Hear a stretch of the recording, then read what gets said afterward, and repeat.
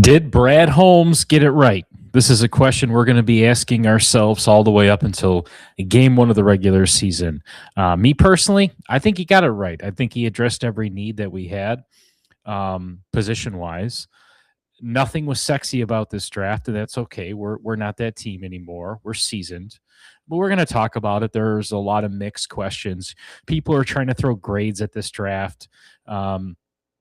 I think grades are overrated. They're useless. It's either yes or no. You either like it or you don't like it. Graded at a C, graded at a B, it's useless, right? So we're going to have Hermdo on here. We're going to talk about it. You got to like and subscribe. This is probably the last episode we're going to do on the Lions for a little bit.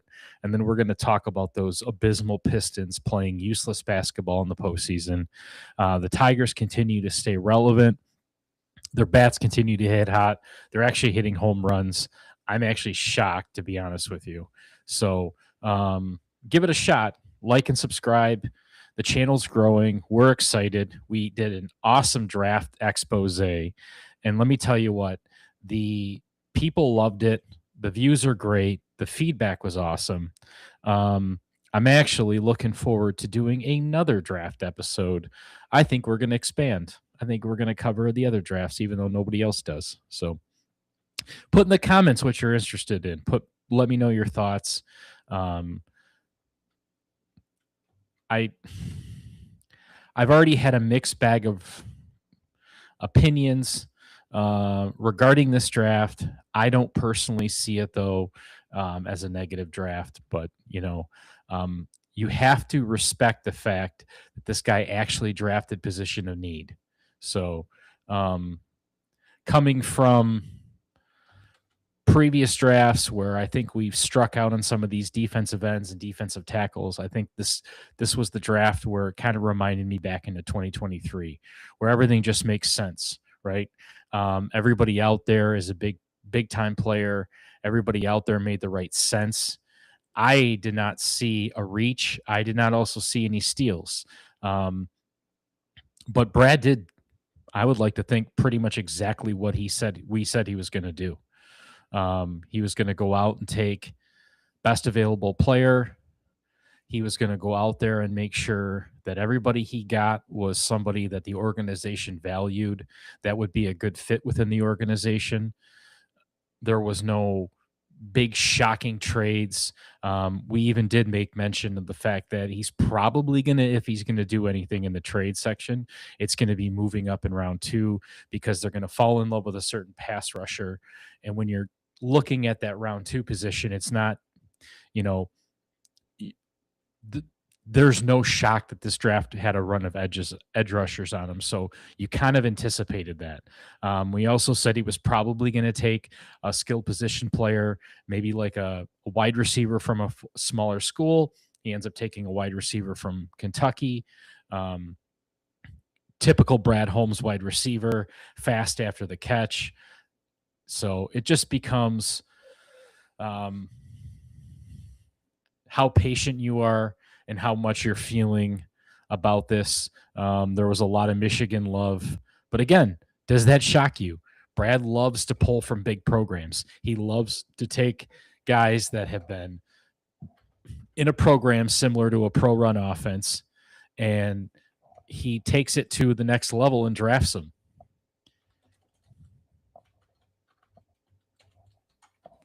All right, listen, we're going to bring Hermdo in. I'm kind of excited. Let's let him in. Let's see what he has to say.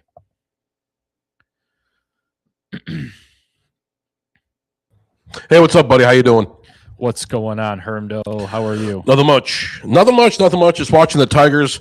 They get past the Reds today, 8-3. Torque hits his 5th home run in the 5th game. First player since Marcus Thames in 2008. The first 2 games, were kind of a kick in the ass, but they blew a pretty sizable lead in game 1, and then last night, Flaherty just didn't have it. It's one of those games. But he's trash. Today, Kyler Montero, getting worried. But they're a real good team. They salvaged one on against a really good, like a division-leading team on the road. So, you take whatever you can get, But looks like Torkelson's waking up a bit, man. He was making me nervous. He was really seem to be struggling there. But Kevin McGonigal doing Kevin McGonigal things, proven to be one of the best rookies in the class. I don't know. I don't want to know if maybe it's way too early to say like rookie of the year, but the kid, I love what I'm seeing out of him, definitely. And then we got the Pistons. A little bit nervous about them. What happened? I don't know. It's just like the Magic just regained control. The Detroit after game one, they responded. It was a defensive masterclass. Cade Cunningham took over, and they took a big. They had a 38-16 third quarter to blow the game open and snap their historic playoff home losing streak. But and then Magic just regained control last night. It was a 26-8 fourth quarter run led by Cade that briefly gave Detroit a lead. Magic closed on a 9-0 run to secure the win. It's just Detroit is averaging nearly 18 turnovers a game this series. Cade is being blitzed in every screen. Without Jaden Ivey, unfortunately, the secondary ball handling burden has fallen heavy on Karis LeVert. Orlando's playing point forward with Banchero and Wagner. Yeah. Their ability to pass over the top of Detroit's defense, 26 assists in game one and some late game executions in game three. There's a whole bevy of issues. Cade's, doing well. But Jalen Duren has been disappointing. He was averaging 19.5 points per game in the regular season. He's only averaging 9 in this season. Orlando size. Yep. With Carter Jr. and Banchero has really neutralized his interior scoring. I'm very disappointed. But it is an issue. Big time. Guys like Tobias Harris, Duncan Robinson, they're struggling too. Detroit is shooting 20% from the corners in this series, shots that were automatic during their 60-win run. I tell you, this is what I was a little nervous about. I heard some guys talking about. I loved everything I saw from the Pistons in the regular season. 60-win season, absolutely incredible. But playoffs are a different animal, as we're finding out right now. I heard some speculation. Our favorite radio Italian was saying like whoever wins game 3 is probably going to win the series. I don't know if I'm ready to go there yet, but the Pistons they look out of sorts. Orlando's matching up with them well. It's just it's kind of ugly. It's kind of ugly right now, and I'm really disappointed. Game 4 is going to tell us everything we need to know. If the Pistons lose game 4, you can pretty much count the season over, the series over. I hate to say it, but if they've able to neutralize and take out Jalen Duren, we've clearly shown that this team is amazing, even winnable without Cade, but really without JD being relevant, this team is kind of crippled. You said it with the turnovers. The defense is not the same defense we've seen all season. So I'm not willing to count them out. We've split the whole regular season with Orlando. So let's try and go game for game, and let's just win this one out. If it comes down to game 7, it's a game 7 series, right? So at least we have that. But yeah, I will say we got Vincent up in the chat, right? He's all excited. Hey, what's up, buddy? He says, "What's up?" How you doing? We have Justin Mayer, the rapper. He said, "Tigers win today. I give the draft for the Lions an A+." Okay, that's nice because everyone else is kind of beating them up. I dig it. Middle of the pack. A lot of grades are middle of the pack. I was kind of surprised by that, but well, buddy, you're here for the you're here for the right thing. Die. Let's yes, that's kind of our MO on this channel. We just sit here absolutely. We'll slap on Brad sit here Holmes' and nuts. just yes indeed. Oh, Donkey Kong is here too. Hey, buddy. But yeah, we'll get to the Lions in a minute. We just want to cover the Pistons. I mean, this is a big series going up. I think it's going to be a hard-fought series. Yep. I think it's going at least at the very least 6 games. I think the Pistons got. I got to believe the Pistons got more fight left in them, but they're 2-point favorites of game 4. Pressure is immense.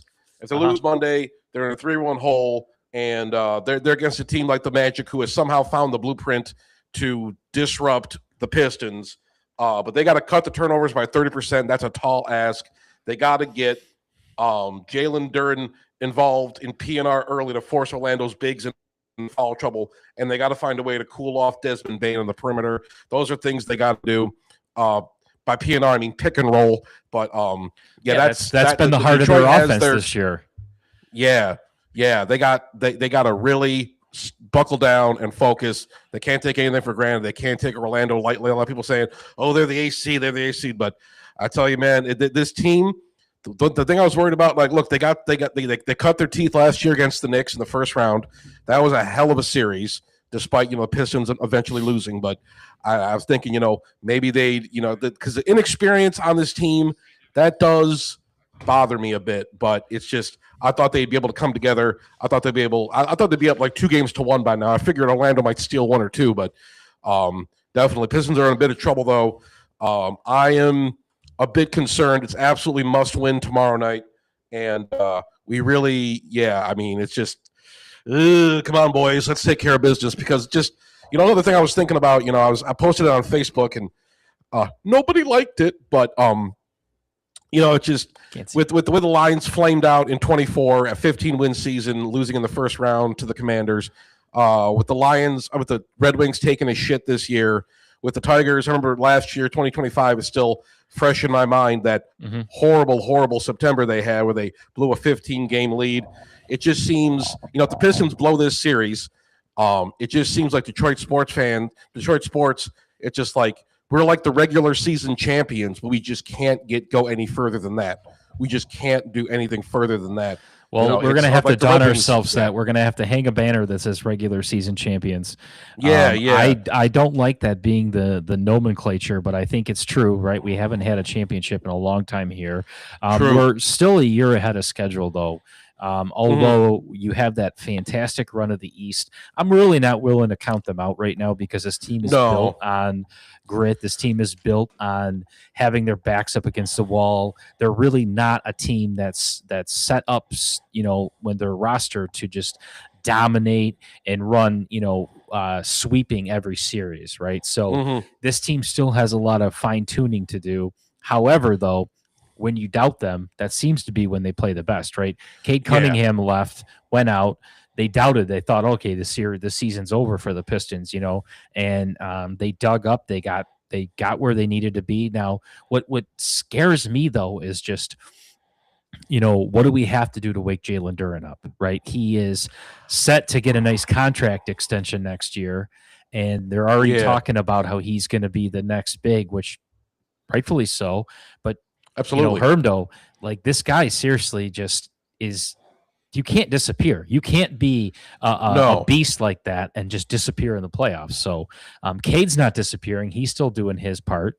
When you say LeVert, it scares me. We did not bring LeVert in to be a big piece of this offense. We brought him in to just be a fucking solid backup when we're blowing teams out. So they just need to get back to Pistons basketball. They do. They got to get back to the grit. They got to get back, find what works for them, the pick and roll, points in the paint, excellent defensive spacing, just being able to match up well. But it just, I imagine, like, let's just Cade missed this series because of the issue with his lung. We'd be down in a 3-0 hole right now, and it would pretty much be all over but the crying. So, I mean, we can appreciate Cade. Lots of people were saying, like, oh, maybe we, people might have had some, like, weird ideas about, like, how badly this team needs Cade. But this team desperately needs Cade. And as far as Jalen Duren goes, he's got to find that fourth gear. He's got to find a way to just be able to, like, adjust. He's got to adjust. He's got to find a way to get past Carter Jr. and Pablo Banchero. He needs to find some way to do it, to get more involved in the pick and roll, like I said. But it's I don't know. It's just sloppy out there. It's sloppy out there. He's really getting neutralized, and it really does concern me. And I know he cares. I don't want to say this team obviously cares. They give a shit. And some of these teams, they haven't. I mean, you got a bunch of young guys on this team. It's a good core of players. You really tell they play for each other. Yeah, they play hate for the to coach. lose. They play for each other. They play for the coach. JB Bickerstaff has introduced a really good culture here. But it's just like, in the playoffs, everybody else, you think you're hot shit. You think you're good. I mean, we've seen some incredible teams go down early. We've seen some local teams go down early in the playoffs. I really hope that the 26 Pistons aren't one of them, but they really got to just, I don't know, find something inside themselves. They got to understand that. I know they're not taking the slate. At least I don't think they are. Maybe it's just lack of experience. Maybe, Orlando's just better built for this kind of stuff. We've seen what the Pistons can do, and it's surprising to me to see this. A lot of Detroit sports fans are surprised by this, including me. But Well, let me tell you I gotta what believe. surprised Yeah. me though, and I hate to derail this Pistons conversation, but I was actually surprised at how much disrespect Brad Holmes got for that first round pick, right? Like, and Yeah. I also want to say, and I'm not surprised, you called the Derek Moore pick.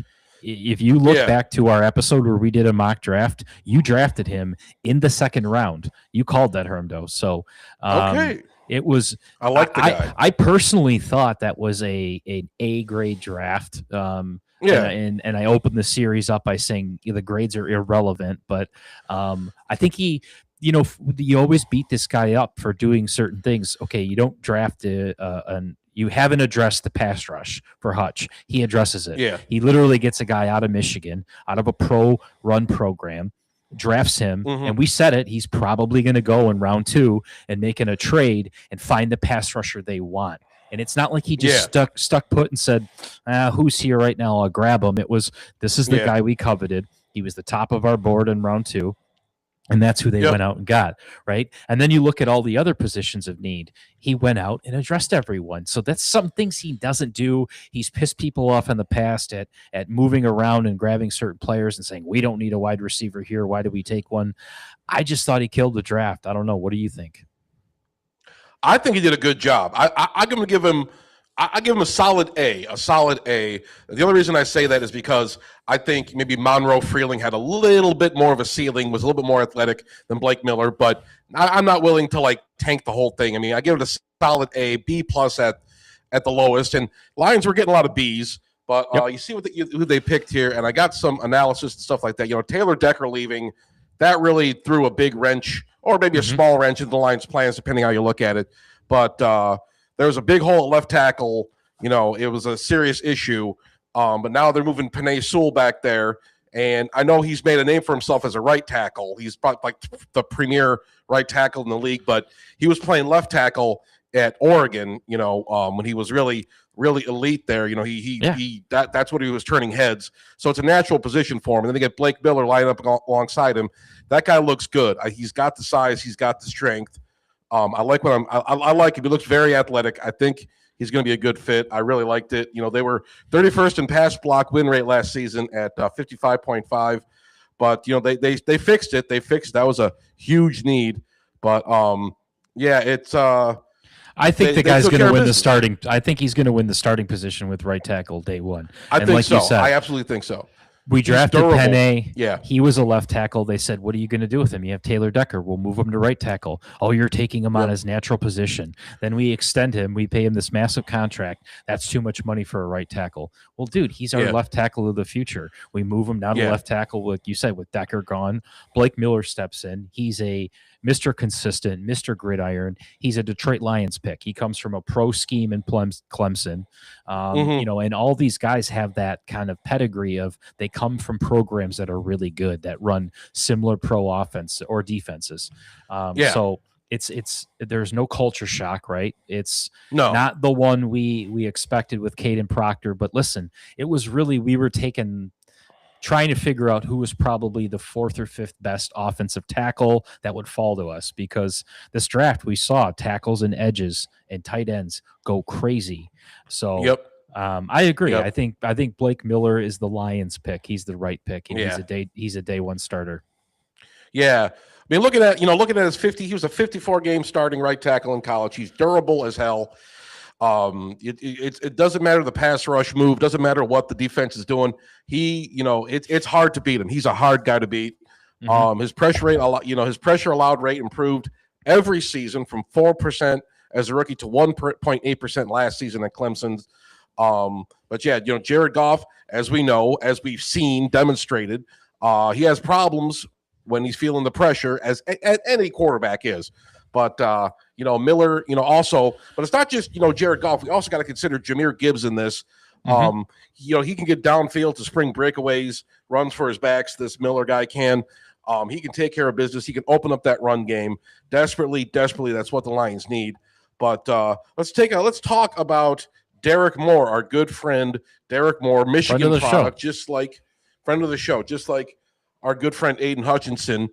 But they didn't, last year they didn't take an edge rusher until the Ahmed Hassanin last year. They got Mhm. 11 sacks out of 30-year-old Al-Qadim Muhammad last year. But, he's in Tampa Bay, as we all know. We got DJ Wanham kind of as a depth piece. But, Yep. maybe people arguing maybe they should have gone with Zion Young. They went a pick later.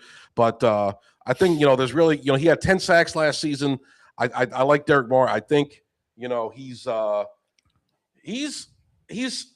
think he's going to surprise some people. I think he's going to be the guy that's going to take care of business and really lock down and really cause a lot of problems for opposing offensive lines. I think if Hutchinson gets double teamed, then you got Moore coming off the other side, and I think he's going to make some offenses second guess, and I think he's going to get that pressure. I expect the Lions' pressure rate, their pass rushing, to be a lot better this year because of Derek Moore. And I think those two additions are big. I like what Brad Holmes has done there. The later rounds, we can talk a little bit about that, but well, the guy led the Big Ten with 17.5 pressure percentage with 10 sacks. So like you just said, he's going to apply the pressure, and that's what we've been asking for a defensive end. Since we got Hutchinson in, and you're right. Yep. Then honestly, they go right with Jimmy Rolder, linebacker, Michigan. Right, he's another Michigan man, comes from a pro program. He led Michigan with 73 tackles, and he's got that championship pedigree. He was on the 2023 team. All 11 of his career starts at Michigan came last season, and he just adds depth, right? Whether it's special teams, he fills that Alex Anzalone role as far as a position, right? So it's pretty interesting to see. Again, Brad went out and just said, all right, we need a linebacker. I'm not going to mess around and just go defensive end or depth for tackle. I'm just going to go now get my linebacker. And that's what he did. Yeah, and that's exactly. He's helping Jack Campbell out too. I like it. I like our two linebackers. I think we're going to have some of the premier linebacking courses. I think some of the weaknesses before have been taken care of. Blake Miller, he's a good partner for Panay Sewell. Derek Moore, he's a good partner. The edge rushing is now a strength of this team. Yep. The offensive tackles are a strength of this team. The linebacking core, God bless Alex Anzalone, but I think this is going to be a bit of an upgrade. But I think the linebacking core is definitely a strength. Jack Campbell coming out, really proving himself to be one of the premier linebackers in the league. And let's talk a little bit about Keith Abney II. He was a stat sheet darling at Arizona State. Allowing 0 touchdowns and over 70 targets is a big indicator of his discipline. I like that. I like disciplined guys. You don't want to take too many hot dogs. You don't want to take too many prima donnas. But he adds depth. He has that critical depth that the Lions needed in that secondary. He's going to be a guy that's going to help out Brian Branch. He's going to be a guy that helps out Kirby Joseph. And as Terrion Arnold, we're not really sure what we're getting out of Terrion Arnold anymore. I don't know his availability.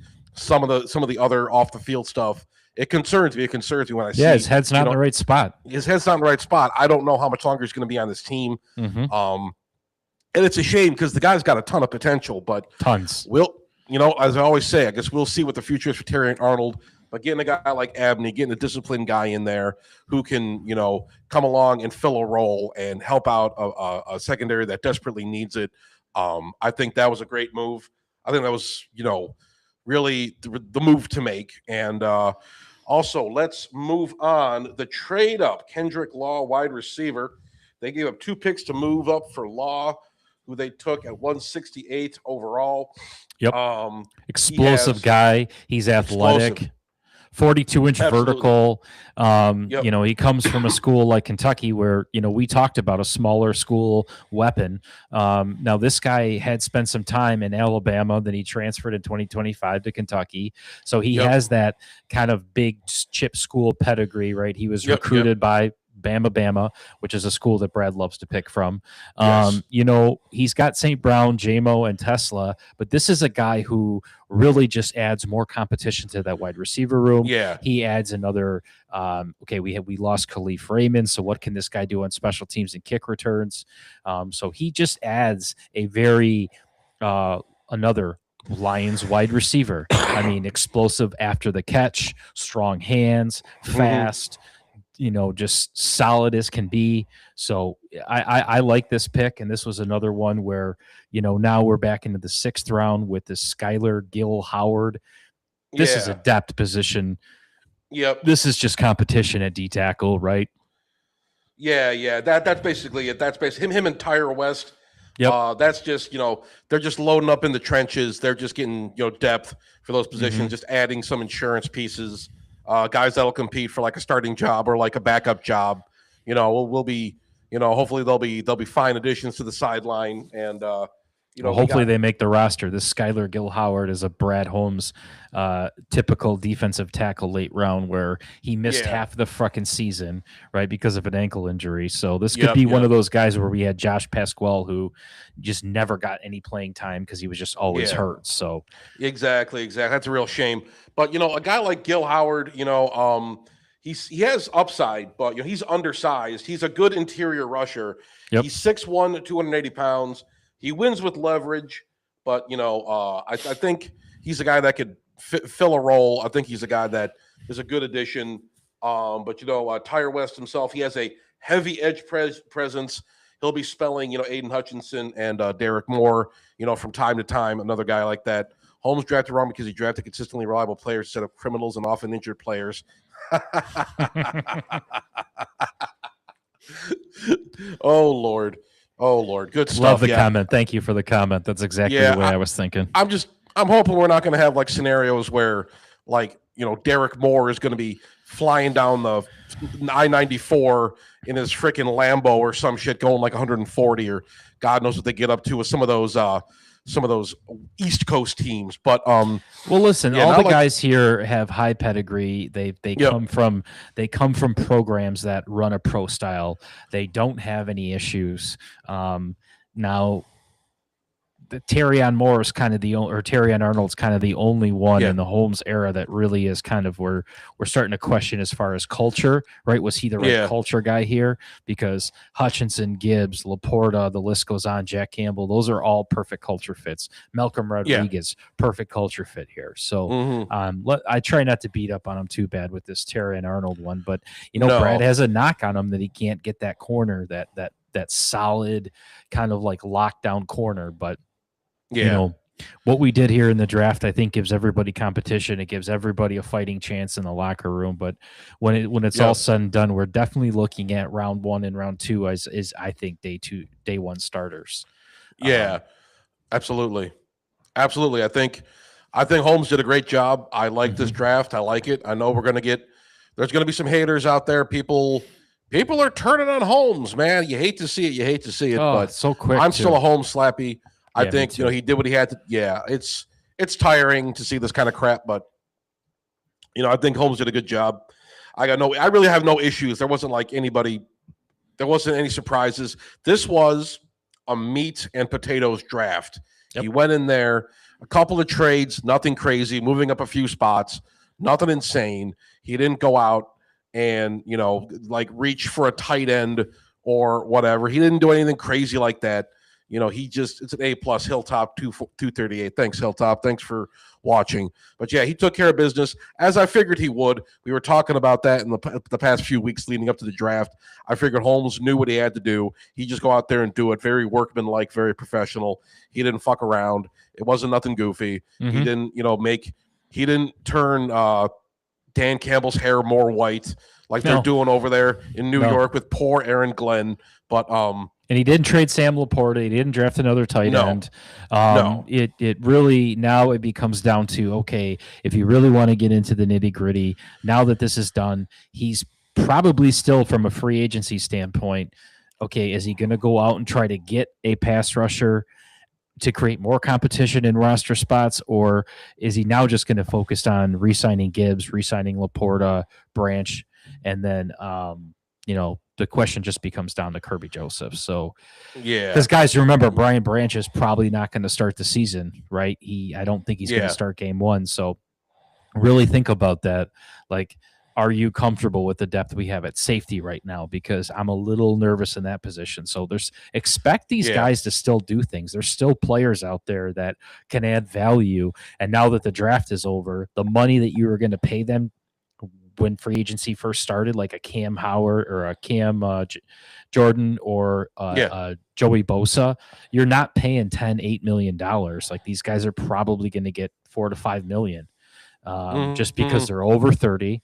And this was such a big draft with edge rushers and tackles. So it'll be interesting. It will be interesting to see. If I had to guess, do we think Moore is going to play opposite Hutch or debut as a rook, rotating in with him since Hutch has been playing far too many snaps per game? That's a good point. You think you got Ahmed Hassan and, possibly, but I think this guy's, I think he gets in there, dude. I know we brought in DJ Wardham and all these other depth pieces. We've got that guy from the 6th round, like you said, Hassan. I really think they got serious and said, nope, this guy is who. How about this? They're hoping that he's going to, right? They brought him in to compete for that starting spot. Yep, absolutely. I think so. I think he's going to be the guy. I think maybe we'll see a little bit more rotational stuff because you got to keep in mind, Hutch. He did break his leg a couple years ago, and I don't know. But they got so much invested in him right now. One of the premier edges in the league, a guy that's absolutely, filthy out there. But I could think that maybe there is a little something. I think maybe they want to maybe give him a break every once in a while. But I don't know. But I do think Derek Moore will probably get more starting. We'll probably see more, starts. I think he's going to be the guy going forward. I like what I saw from him, but we'll see. Lions signed a quarterback after the draft who's been better stats over his last 3 college years than the Browns quarterback draft pick. The Browns have so many quarterbacks. The Browns have so many quarterbacks on the roster. I think they have 48. Jesus Christ. We got Luke Altmaier as an undrafted free agent. Thank you. I did not know that we did that. So he was originally enrolled at Ole Miss, but after getting beat out by Jackson Dart, he transferred to Illinois. He became a 3-year starter for Illinois. In those 3 years, he completed 64.4% of his passes for 76,000 yards. Or 7,600 yards. Sorry, for 57. Wow, that's a hell of a thing. 57 touchdowns, 30,000 yards a season, and 21 interceptions and a 7.7 yards per attempt average. So his production increased every year, and his senior year was statistically his best. So he completed. He had a nice completion percentage. He got Illinois to a 9-4 record, including a win over Tennessee in the Music City Bowl. So, so there's your new David Blau, right? There's your guy who's going to fight for the 3rd position. I still think Teddy Bridgewater's number 2, but good. I did not know that, so thank you for bringing that stat up. I appreciate that. Yep, he's a guy that can replace Kyle Allen. He's a guy like that. He's going to fill that role. Be a solid backup, Kyle hopefully. Allen stuff. Yeah, absolutely. But it's that's good. I like the Hendon Hooker pick. As people know, I was posting him out on Facebook. I loved what he did at Tennessee, and I'm just I know he was 40 years old, but I didn't care. I figured whatever. But that obviously didn't work out. But I like the idea of an undrafted quarterback. So yeah. I'm missing Kojak for this. My wife's got the VHS players hit for 8 p.m. We need more diversity guys running the ball. Very true, Herb. Very true. It's 2026. We need diversity guys. I've talked to all my SJW friends, and they agree. Diversity guys are the backbone of this country. We need them running balls and starring in TV shows and being tolerant. And I think you've already apologized for being white today or this week. I have. I do every day. I have a picture of Black Jesus on my wall, and I say, Black Jesus, I'm sorry for my white sins. Please forgive me. A humble cracker. But oh Lord, where are we going with this? I'm not even drunk, I swear to God. I'm sober as a judge. But I love it. No, I think though collectively Lions fans are ready for a season to finally see these kind of holes level out, right? We knew we were taking a kick in the dick to the offensive line last season, but we thought they had a plan to kind of level set that. They took a very solid approach this offseason to kind of making a commitment to shoring up that hole. And I think, like you said, with the Monroe Freeling, he only played like 14 or 15 games, right? So Yeah. I think it really comes down to, guys, if we're serious, we're going to go for the guy that's been a 4-year starter. He's just plug and play. You're nothing to Yeah. get excited about other than you're going to see him play every Sunday. The Derek Moore thing screams to me, we got it. We heard you. We know we need pass rush help. We can't keep Yep. doing it with 4th and 5th and 6th round guys and Marcus Davenport. So they moved on from the Yep. Davenport. They go and Thank do God. what we all wanted them to do in the 2nd round is get a pick.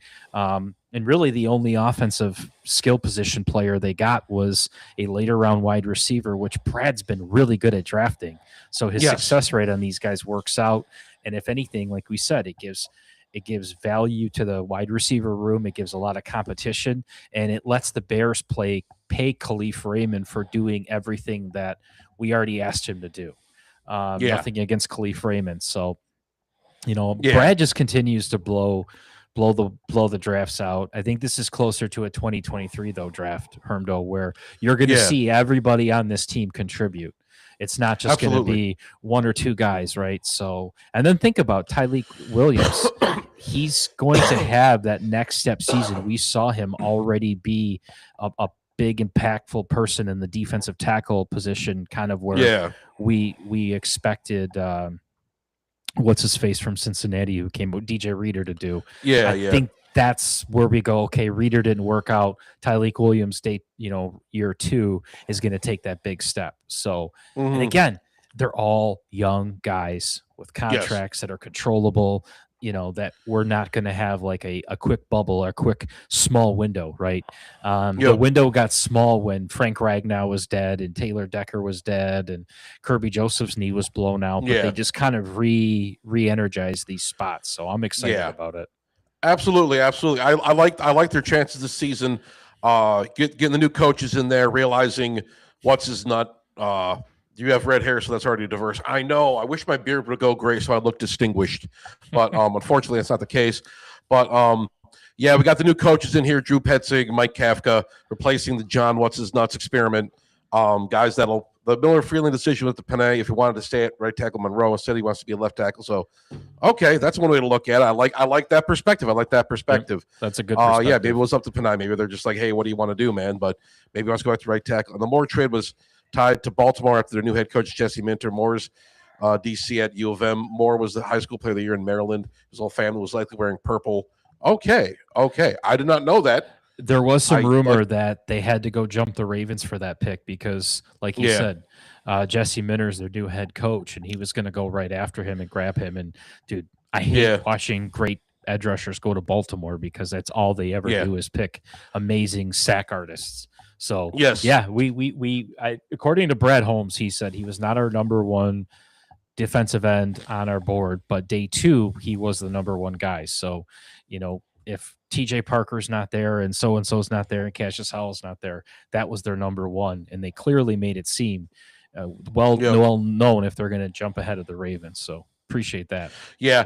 As long as you screw over Baltimore, that's all the sweeter. One of my buddies, AJ, is a huge Baltimore fan. We got to get him on the pod one of these days. He's got like 15 kids though, so he's probably too busy. But it's corralling him up, corralling up his little chitlins there. But he's so I'll be happy about that. Maybe I rub it in his face a little bit, like I rubbed it in his face. I sang the Lions fight song.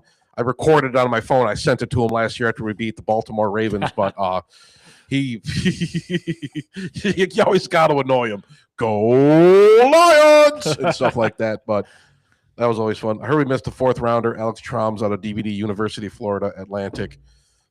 That one caught me off guard with the DVD University. I like that. DVD University. That's like some esoteric Alex Trombley knowledge. That's deep St. Isaac's lore. God. We got to go back 20 years for that, but he still thinks Theo Riddick plays for University in Notre Dame. Oh Jesus! What did I open? Okay, I opened a window by accident. Anyways, but I like the draft. I like what we did. I think we're more solid. I think going forward, we addressed a lot of needs. We needed an offensive coordinator. We brought in 2 essentially. We needed a new kind of outlook. We kept the guy. We signed. We made the right signings and stuff like that. We still got some guys. They still need to be re-upped. Looking at the situation, in Seattle where they let Kenneth Walker Jr. walk, but Seattle did address that. They did address that in the draft, and sometimes it makes me wonder, like, what's the plan for Gibbs? Because I know you and me are big Gibbs slaps, and we're thinking maybe I know we don't pay running backs according to the Radio Italian, but and you don't draft running backs in the first round, and Arizona takes one at 3. I think if that tells you anything, the importance of running backs is now becoming a big thing again, right? Tackles, running backs, the running game is relevant, and it's not being done by committee; it's being done by one running back, right? So, that mentality has to go because. Listen, when you have running backs like Gibbs who they break off 79-yard pass or runs, that's a guy you lock up, right? And not only did you do that, you went and traded right for him. So you invested already a lot in him. He's showing what reason is he giving you not to pay him? So yeah, exactly. He's a good guy. He's good in the locker room. He's a good character guy. Everything about the guy I like. I mean, he's a solid dude. Just give him his money. Screw it. And then we can listen to people bitch about that. You're not supposed to pay running backs. Screw it. I know what the common knowledge is. I disagree. But see, even Jason agrees. Even Jason agrees. Good old Jason. He's a he smart said Pistons kid. in 6 too, by the way. Pistons in 6. God bless you, Jason. Mm-hmm. But I like it. Isaiah Pacheco, We'll see what we can get out of that guy if he can, replace David Montgomery's production. I'm not really expecting him to. I expect it to be more of a Jahmyr Gibbs show.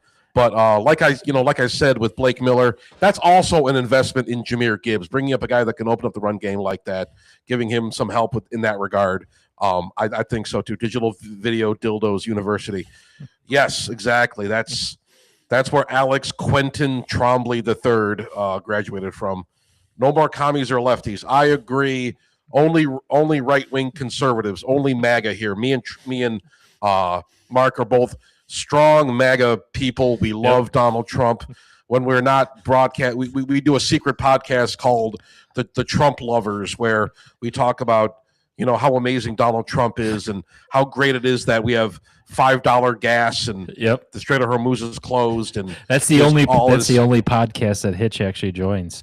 He secretly bowed out of this one to be in an alt-right conservative podcast where he plays the role of Dan Bongino. Yes, he's the new Dan Bongino, the Dan Bangina, the Dan Mangina, whatever his name is. But we're going to call Hitch Dan Mangina. So I think that's good. He's going to be the new Dan Mangina. Oh, Jesus. This is what happens when the draft is over. We got nothing else to talk about. We got nothing else to talk about. We're just talking shit on people. We talked Tigers. We talked Pistons. Addressed our concerns. We talked the Lions draft. Yes, we did. We talked all sorts of fun stuff, but me and Mark both love the draft. We love Brad Holmes. We're total Brad Holmes slappies. Yep. We're getting matching Brad Holmes tattoos on our asses tomorrow after work. We're both gonna have. I'll have one half of Brad Holmes' face on my right cheek. Mark will have one half of Brad Holmes' face on his left cheek, and we smack them together, and they form Brad Holmes' whole face. I like that. I like that idea. Here we go, man. I'm pro Ron Paul, not pro Trump, but I can handle jokes. Thank you, Independent Aquaman. Ron Paul, fuck him. Remember Ron Paul? Oh God. Those were the days. Funny. Those were the days when you could get guys like Ron Paul, and then remember the days of Ross Perot too. Like, oh my God, he was the spoiler. He was the spoiler. It was, and he was, quite the character too. So I still see every now and then. I still see a Ron Paul sign. A yard sign still lingering around. You know what's a weird yard sign I saw, and this is still out there, is okay, so this person on Little Mac, they have yard signs that say no war, which okay, great, that's fine. Sure. I don't agree, no war. I don't know anybody who has a yard sign that just says war, right? So that one's kind of war. Yeah, kind of redundant. So they have that, but they also have a handwritten file or handwritten sign that says Epstein files, which is strange. Oh, okay. And I don't know if it's a mixed thing of their pro Epstein files, like they're saying, "Hey, we love the Epstein files," right? Like, or are they saying like, "What about the Epstein files?" It's very strange and very mixed. They So it also just don't have says, grass. They have a lot of rocks and weeds. So I'll oh, just leave it at that. okay. But it's very Okay. confusing. So just so I'm clear, it's just a sign that with the words Epstein files on That's it. Handwritten. Is he trying? Okay, interesting. So, all right. I know the house Mark is talking about. Oh, hobby for Bobby. Hey, buddy. Okay, It's confusing, that's interesting. Hermdo. Yeah, I don't know, man. It's super confusing, right? So like you would think that if they're not really making a statement, right? It's just confusing. So No, anyways, yeah, it's just like Epstein. We were just acknowledging the existence. Like, yes, the Epstein files are bad, yes. and lots of bad people are in them doing bad things. I think he just wants to remind us that the Epstein files exist. So people can walk by and say, "Oh yeah, yeah." They're probably at Disney adults too. Disney adults, probably would do Disney something adults. like that.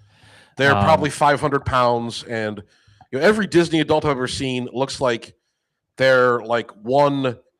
They're one Mickey shaped. They're one Mickey candy cone shaped treat from being in a piano box sized coffin. So I'm not sure what the deal is with that, but well, I can tell you right now who's not a Disney adult is Keith Abney. yes. I think this dude's really going to shock us. I think this guy is going to be that Yes. third person on this roster who is going to compete for a spot because, call me crazy, but dude, when Brad Holmes has that mid-round draft love, that's where he hits on guys. This could be your Amon-Ra St. Brown of the secondary, right? Yeah. This could be the guy. He could be the guy. He could definitely slot in there. I haven't really watched much footage of him. You don't see a lot of footage or a lot of highlights of the mid round guys. It's one of those things. Nobody cares. Kind of the glitz and glamour is over. But here we go. Ron Paul was favored over Barack Obama, written on these goons. Told the RNC voting situation anyway regarding Epstein. It looks like his handler Ghislaine Maxwell is up for being pardoned. If Trump pardons Ghislaine Maxwell, it's over. It's over. Did you hear? He almost got. Somebody brought a gun and fired off shots into the White House Correspondents' Dinner. I think it was last night. I did see that. And you know how what the fuck? You know how crazy that is now that's just becoming common day practice with his administration. So, he's clearly. I can't figure out if he's deep state or if he's against deep state, or who's going out. Is it big tech that wants him? I'm not really sure. It's kind of scary. I don't know nothing. I mean, all the conspiracy. I mean, I liked watching conspiracy stuff on YouTube. I'm gonna check that out, later tonight and see what they're talking about, and then maybe I'll cover it on my channel. But I don't know what that last message said. Sorry, I was in the middle of a monologue. But the Disney adults are in their 60s are the ones to be wary of. I think we should be wary of anybody that goes to Disneyland. Anybody. Mike Levati and Nick Levati are totally Disney adults. I think Mike and Nick together, and you can add Phil, their brother Phil, into it.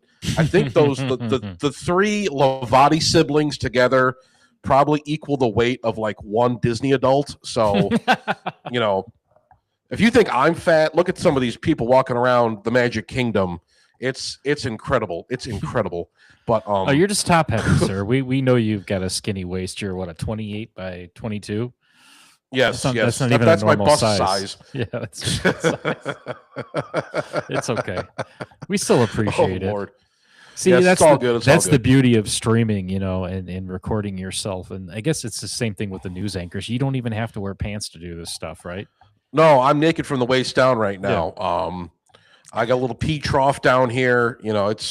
It's great. It's pretty great, Hitch used to do that. He would go take a whiz and he would forget to turn his camera off and he would walk away and he would, pee into his wall in his garage where it had like a little hose.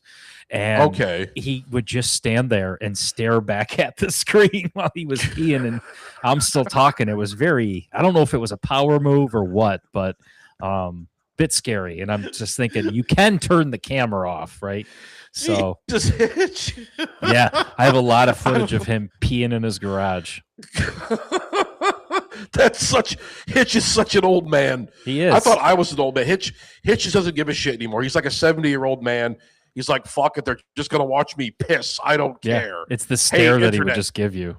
Use a stare. He's look back at you. Oh, that's sending me, as the kids say. That's just imagine Hitch glaring at the camera, just relieving himself into his wall trough. My fucking zin is falling out. But yeah, just like Hitch and his fucking his piss hose. Just like, as the kids what say, are we doing here? Dead ass. Dead ass. On God, no cap, for real. Lord have mercy. So really, to clamp this thing off, right? We love the draft. We've said that a few times.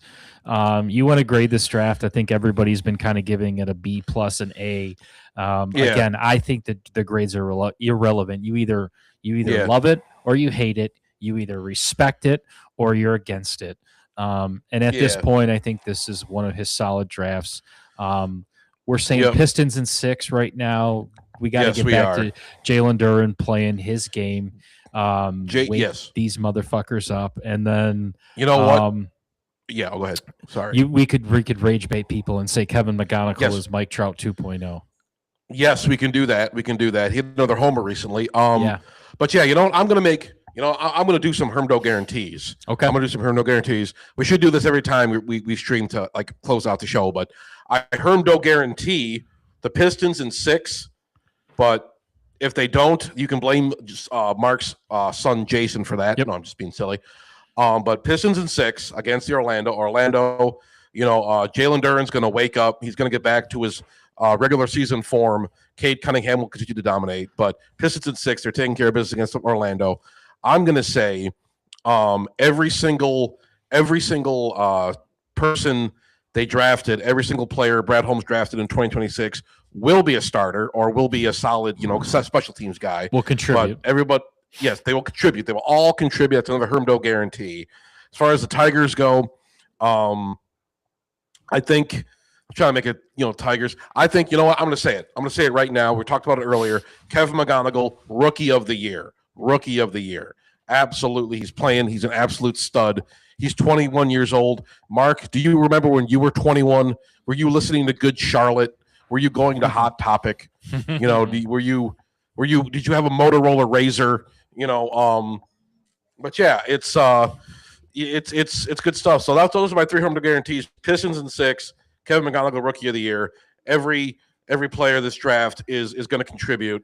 5 home runs in 5 straight games for Big Torque, trying to tie a franchise record.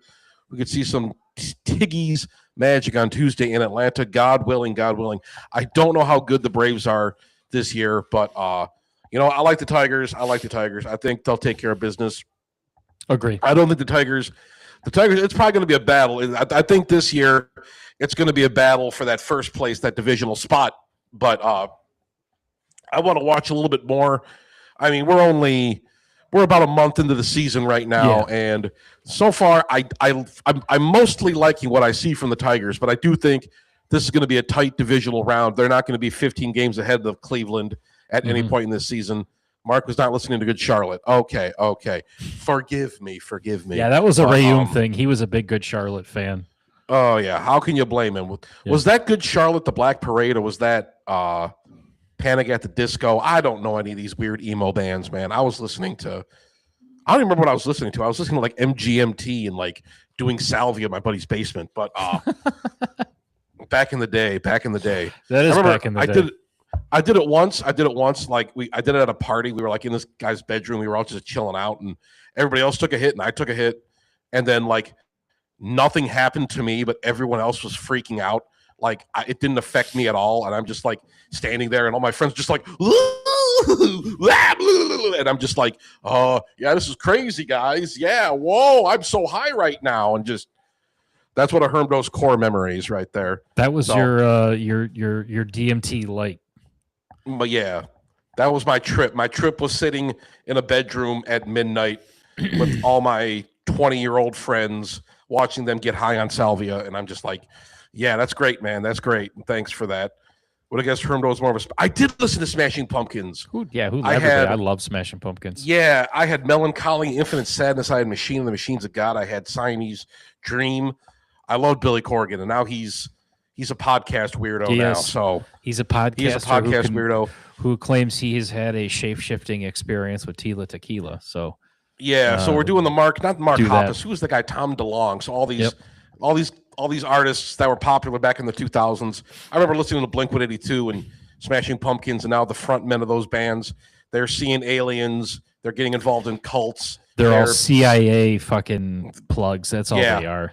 They're all CIA. They're all CIA, and Yeah. they have Bill Burr. They have Bill Burr is like Billy Corgan's second cousin or something. But I don't know what the deal with that is. But Well, Jesus, wow, that's crazy. yeah, something like that. They were on that show. Who's that? What's his name? Not Howard Stern, but the other guy. Are you smarter than a fifth grader, Jeff Foxworthy? Not Jeff Foxworthy. The other guy, the bald germaphobe guy. Oh, Howie Mandel. Howie Mandel, yeah. Yep. He was on the Howie Mandel podcast, and they had Bill Burr and Billy Corgan, and Bill Burr was like really pissed off. Howie Mandel is a dick. He's a dick. I don't care for him at all, even though I did enjoy Bobby's World growing up. I was going to say Bobby's World was a great show. It was a great show. That was a fun show. That was a good show to watch that you would always catch as you were leaving to get, to go to school. Bobby's World was still on. Yeah, absolutely. I remember watching that. For Bobby watched Bobby's World. I bet he did. He's probably like, hey, this is all about me, baby. This is all about me. He probably watched Hello Kitty because he's a silly boy. He's a silly little boy, and he likes the cute little kitties and whatnot. I wonder who had a bigger head, Bobby or Hey Arnold. Both of those had football-style heads. That was a big thing back in the 90s where they had football-style heads. Bobby with his head, you could throw a tight spiral with Bobby's head. You could be Tom Brady with Bobby's head. You get that downfield to Wes Welker. I like that. Hey Arnold was more of like an early 1950s football where it was just a little bit more swollen and weird. Like the guys with like Bobby Lane would be throwing that wearing a leather helmet, in 1953 on some mud-soaked field or something. Yeah. Well, just remember, Stoop Kid never left his stoop. But Stoop Kid he did at the end. He did. He chased that fat kid. He did. That was his character arc. That's when he jumped the shark. That's when that show Jumped the Shark. Yes, exactly. So listen, I want to thank everybody though. We did our draft coverage, Hermdo, and it's probably the most. I think it honestly has the most views that we've ever had in a live episode. Was the round one. Beautiful. Round two is just right there. I think this episode has been very successful. We've had so many people in the chat and the comments. I can't tell you how much I appreciate it. We're hitting that 1 hour mark, so I want to say, just hit the final closing thoughts and let everybody know we're going to be back on in the next couple days. Make sure you like and subscribe. Tell your friends, tell your families, tell your neighbors, tell people you don't even like. Then let us know their names and we'll talk trash about them here on the podcast. Hitch said he's going to come back on. I know I said that every week, but he sent me this heartfelt message about how we're doing so great, and he was so happy to get in our comments. And with that, I say you'll probably never be back on, but thank you for all your kind comments, sir. I don't know. That's my thoughts. Hermdo, what do you got? I got one more Hermdo guarantee. Okay. Hitch will be back on the podcast at some point in the next 10 years. Okay. Okay. When we pass 1 million subs, Hitch he will crawl out of the dark recesses of his garage and he will make an appearance, filmed on a 1989 VHS camcorder with the audio cut off, and he'll be drinking a beer and smoking a cigarette, and he'll be decrepit and pale and hairless, but it'll be Hitch, and he'll be hairless. Back. And then after that episode is over, he's going to sue us for all the money and everything and saying that this was his idea. Yeah. The Detroit fan forum grew because of me, not because of Hermdo, that red-bearded fuck. We did it. Oh, wait, Hitch is naked in his clan robe with BB. No ID when he got here. Hitch just shows up whenever he wants. It's his thing, man. It's his thing. Peas and things. We love Hitch. We miss you, Hitch. We do. We hope you're doing better. We got to do a switch for Hitch. We got to get Hitch off the cigarettes. We got to get him vaping. I don't think that'll ever happen, but good luck. No, for God's sake, the guy's good luck. He's been smoking before Gen Z was even alive. He still gets the yellow pages, and I don't think they make it anymore. Like he still gets one though somehow. I don't know if he makes one himself or they just keep sending him the same one from 2004, but he still gets the yellow pages. He has one of those big 80 cell phones with like a power pack. He carries it in a little case. He doesn't know what the internet is. He goes to the movie theater and gets scared. He's like, the pictures are moving. Oh my God. But Oh, Jesus. Well, like I said, guys, thank you so much for putting up with us and listening to our nonsense. yes, We've had a yes. couple of fun days of streaming, and it's only going to get better Yes. from here. Come back in a couple days, and we're probably going to have to talk about the Pistons. We're going to continue to Yes. cover the Tigers. We're going to continue to cover the Lions offseason. I still expect Brad Holmes to make a couple more signings. It's going to be beautiful. It's going to be good stuff. He gets his AOL CDs delivered in the mail. Hitch still gets Netflix in the mail. Hitch, he's got a bunch of Netflix CDs, DVDs in a plastic case in his living room, and he plays them on a 1998 DVD player, the first DVD player ever made. He had it imported from Japan. God, what was that CD house thing where you could get a CD for a penny?